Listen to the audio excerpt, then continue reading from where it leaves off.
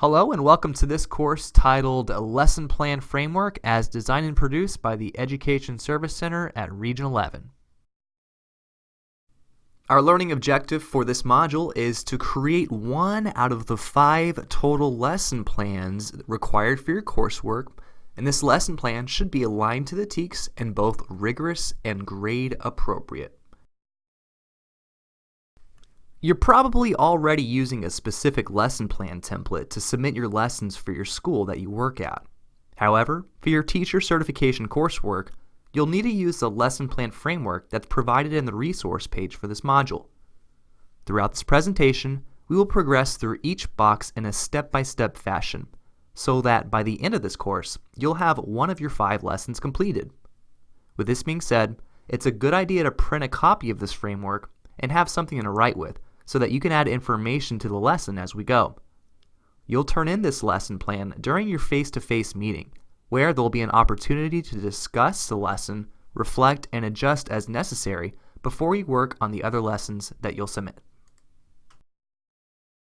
Alright, so we have our focus, we know that we'll need our template next to us, so we are ready to begin. So there's some obvious boxes in your framework, such as grade level, subject, lesson title, date. You could see that this is intended to be a 45-minute lesson. But the first major box I think that we should discuss is the box for TEKS. This, of course, is where you'll enter the state standards for your content. And it says knowledge and skill statement and the student expectation. So I have an example here on the screen. And this is the ELA TEKS 6.9C, which is Author's Craft and Purpose. And I'm, of course, using the 2017 ELA TEKS. Now, the knowledge and skill statement is 9 or 6.9, which is the student uses critical inquiry to analyze the author's choices and how they influence and communicate meaning within a variety of text. The SC is C, or we could call it 9C. Which is analyzing the author's use of print and graphic features to achieve specific purposes. If it's applicable, include the knowledge and skills statement as well as the student expectation. Now it's your turn. Think about what's coming up in your curriculum and select TEKS that'll help drive the lesson plan. To make this as focused as possible, try selecting only 1 or 2 TEKS. Remember to include the knowledge and skills statement and the student expectation if applicable. You could find the TEKS by visiting the TEA website or by conducting a simple Google search. So the box that's directly next to the TEKS is actually the additional standards, but let's skip that for now. Let's hold on it and just think about creating an objective based off the TEKS. When we learn to write objectives, we learn the 4M objective writing strategy, which, just to review, is manageable. We want the objective to be manageable within one class period. There should be some sort of measurability within that objective to know whether or not the students have mastered it or their progress towards meeting the objective. The objective should, of course, be made first, which is what we're doing now. We're making the objective before we're doing the tasks. And we need to make it most important in relation to post-secondary readiness. So a way to make it measurable is to use this stem that's on the left, upper left of the screen. It says the student will be able to buy.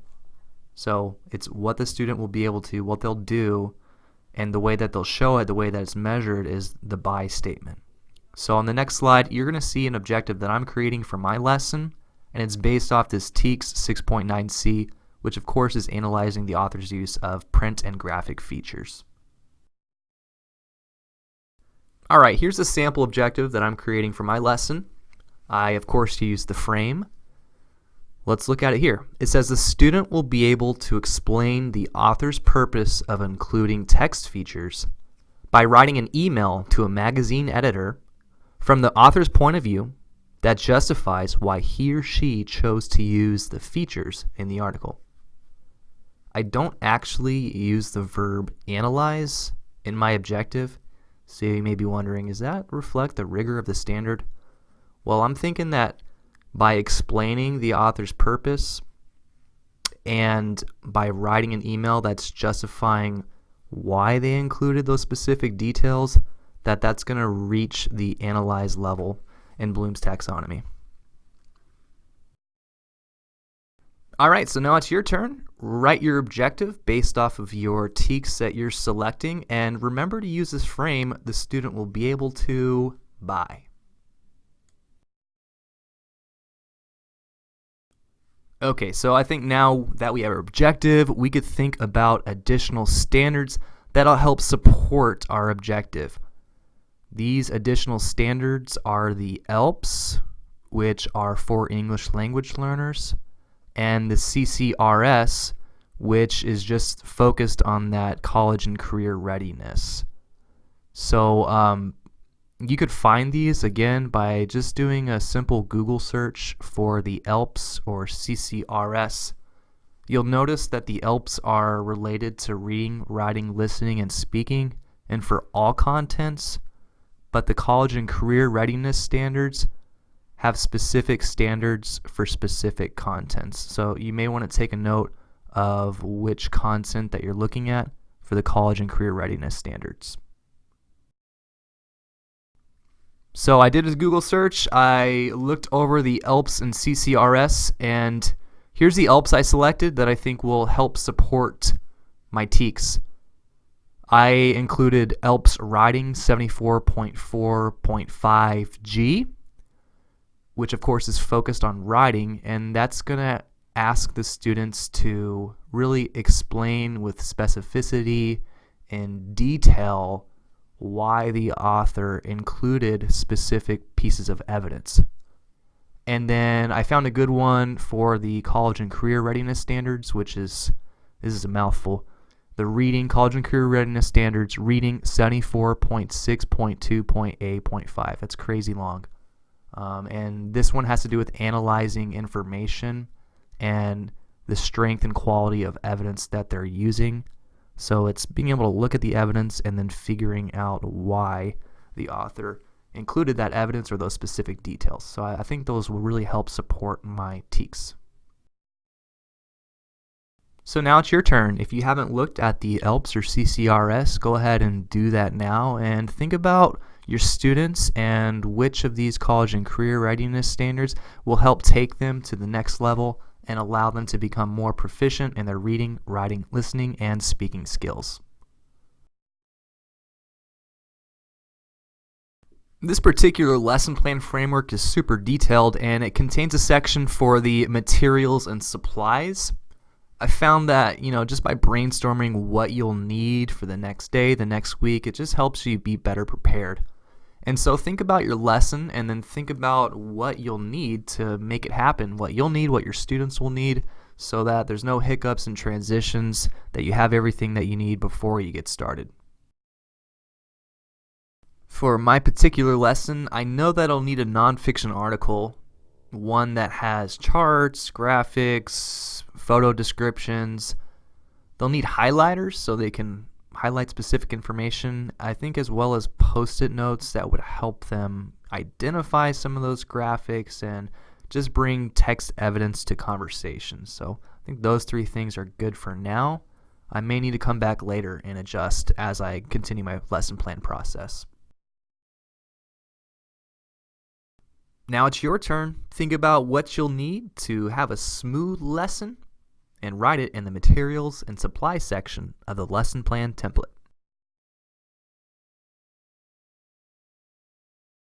All right, hope you're ready for the next section, which is key academic vocabulary. Now, it's important to note that students can only learn a certain amount of words every single day, and what you'll want to do is think about some of the words that'll be discussed in the lesson and just choose the highest leverage words that are most closely aligned with your learning target or your student expectation. And so there's not a magical number for the amount of words to select for each content, but I would say maybe 4 to 7 words would be a good number to highlight or focus on for your lesson. All right, so I thought about my lesson, and these are some of the major words I think will help support their learning. We got purpose or purposeful, text feature and graphic feature. There's a small difference between those two. Justify, justification, I think is a really important word to think about as it concerns to authors selecting evidence to choose in the articles. Editor, maybe a fun sort of career tidbit that I give to students that, you could be an editor. You can check over people's work and, question them for why they included evidence. And then, of course, point of view, in relation to the author's point of view, the reader's point of view, and the editor's point of view. I think these specific words are going to really help my students meet their objective for the day. All right, it's your turn to think about your lesson and to write down the key academic vocabulary in your lesson plan framework that you think will be the highest leverage words that will help your students reach their targeted learning for the day.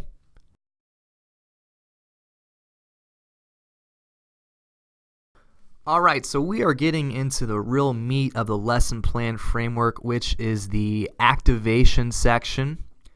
As far as the sort of lesson progression ideas within this framework, we have the activate, we have experience and discover, apply and create, and then publish and share. So there's like these 4 moments within the lesson that we're separating. And in the activation section, it's really just the introduction time. It's a time to build that background knowledge of the students, or to access their prior knowledge. We could think of it as the I do. Maybe it's more heavy in teacher modeling and showing them the way. It's leading them the way. I've got this image of a pump in the background, and we could think of it as kind of priming the pump before students work together and then work independently on their learning. We want to hook learners. And one way we could do that is by sharing stories or personal anecdotes, showing them images, videos. We want to help them value their learning and see the relevance in their own lives. One way to start your activation is to create a do now or a bell ringer. As you greet students at the door, there you have this routine that, okay, go to your desk and work on the do now, which is on the board. So a lot of different ways we could take it with the activation section, but the big idea is that we're priming the pump and getting them ready to start their learning for the day. Here's what I wrote in my activation portion of my lesson framework. There's going to be a do now quick writes. Students will come into the room and then they will try to respond to this question: what do authors do to help the reader understand their message? I think some students will be able to write to that. Some may have troubles, coming up with ideas. So I'm going to make sure that I have a turn and talk afterwards so that they can discuss it and kind of build off each other's strengths if they weren't able to write anything. After that discussion, they'll be able to add to their quick write response based off the conversation they had. And then we'll talk about it whole class, and we'll review the objective for the day. So there's a grouping section, and with this particular activation section, there's actually individual work when they're starting the class, there's pair work through turn and talk, and then of course there's the whole class discussion that happens. So I actually have all 3 different grouping strategies there. And the question is going to be the quick write. That's what the question is going to be centered around, and the thing is going to be centered around. So now it's your turn. Think about what you'll need to do to get learners started and immersed in their learning. Are you going to have a do now? Are you going to be modeling something? What are you going to do to help students get engaged in their learning for the day? We're ready to move on to the next portion of the lesson plan, which is experience and discover. In this portion, the students are starting to work with the academic content of the objective for the day. Instead of being somewhat teacher-focused in the I do and modeling, it's now we do. The students are either working together or they're working with the teacher to construct knowledge. They're having some sort of guided practice before they work on something independently. Maybe you have an inquiry-based lesson where students are actually doing some research or trying to discover something, or they're experimenting with an idea.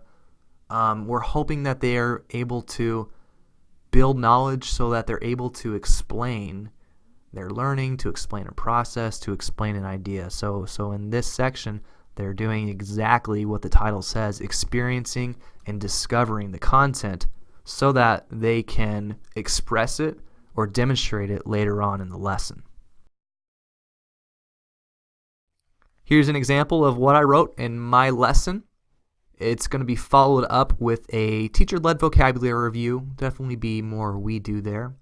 Then students will work in pairs to scan the nonfiction article, label the features with some of those sticky notes, and also make a prediction about what they learn.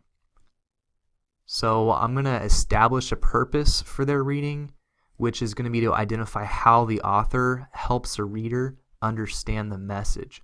So as they read, they're trying to discover how the author is helping the reader understand the message through including specific details and information in the graphic features. This will be sort of a gradual release, meaning that students will work whole group in our reading, then they'll be in pairs, and then they'll end the reading solo by themselves. And they'll use a T-chart to identify these features and describe the purpose of that feature.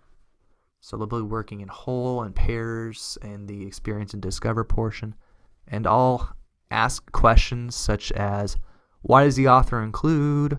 What's the purpose of? Or how does this help the reader to help guide their thinking? So I realized that I didn't have T-chart in my materials and supplies, so I went ahead and added it. Again, don't be afraid to go back and change sections as you're constructing your ideas for your lesson plan. And that's exactly what I did here. All right, it's your turn to add to your lesson plan framework. Think about what you'll have students do to experience and discover the content needed to demonstrate the learning later on in the lesson.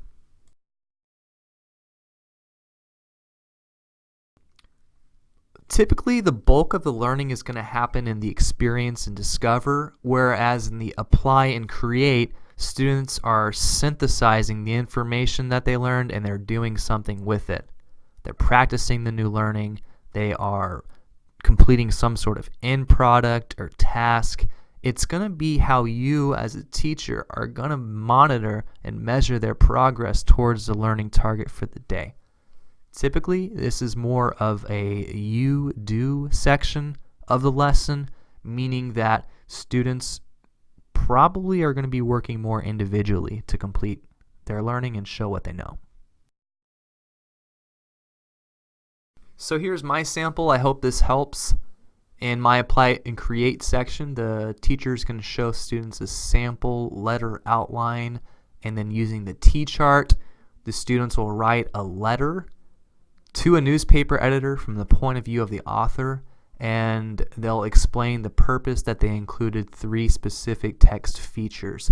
And they'll justify how it helps the reader come to a specific understanding. During this time, the teacher will monitor and assist students when necessary.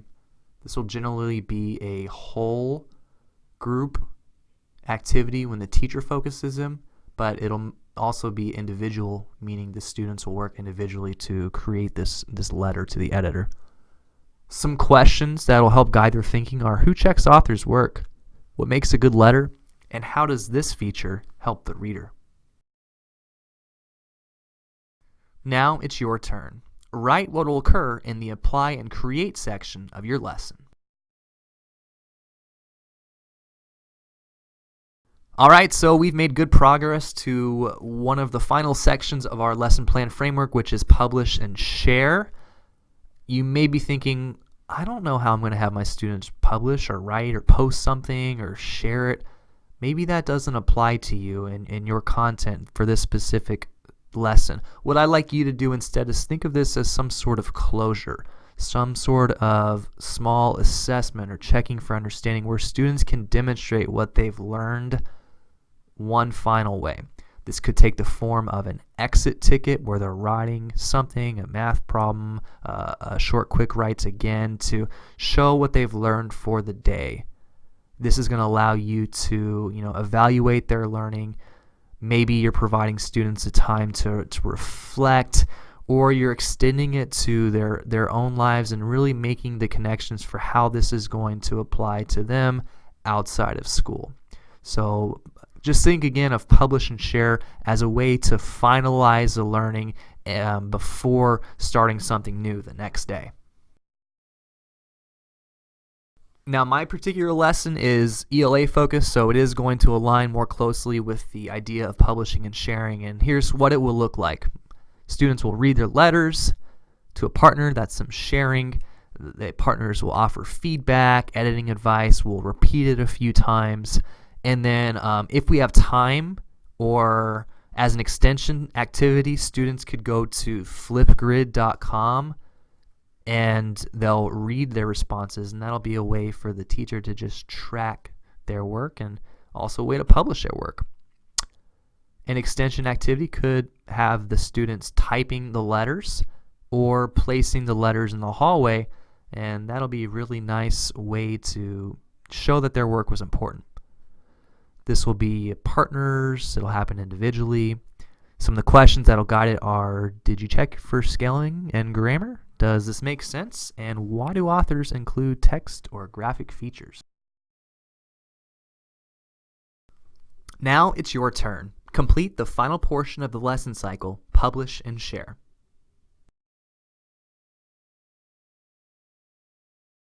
All right, we made it to the final section, differentiation strategies.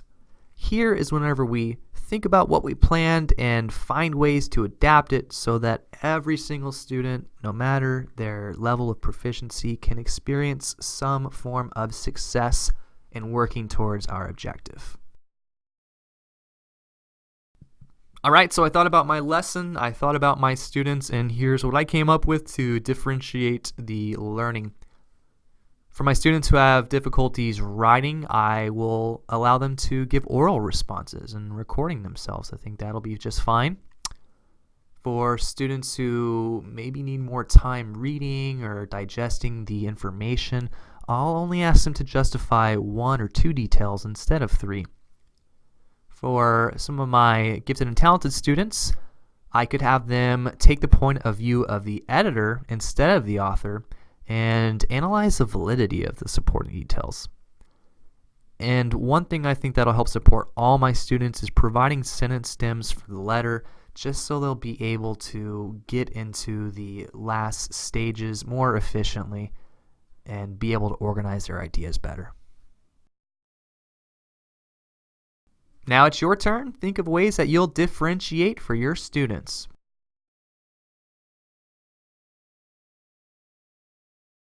Congratulations, you've made it through this module and hopefully made excellent progress to creating your first out of 5 lessons. If it's not perfect, that's okay. You're going to have the opportunity to turn this in and then have discussions with your peers and your instructor so that you can make this lesson exactly how you want to and adjust it as necessary. Thinking about the lesson I created and the 4M objective writing strategy, I don't think it's manageable within a 45-minute lesson. And so I'm still going to turn in this lesson plan. It's very detailed. It's got a lot of great content, but I'm going to need I believe, break it up into 3 to 5 lessons. And the good news is that we've considered a lot of different ideas about lesson planning, and I'm going to be able to build off of it and have a good knowledge base for creating those 5 lessons. So I hope that you enjoyed this module and it's helped in your ability to lesson plan no matter the template, no matter the format. Thanks for watching this course module titled Lesson Plan Framework. The background images in this presentation were taken from Pixabay, which has free usage rights. Information related to the TEKS, ELPS, and college and career readiness standards were obtained from these websites listed on the screen here. Again, thank you for watching, and I hope you have an excellent rest of your day.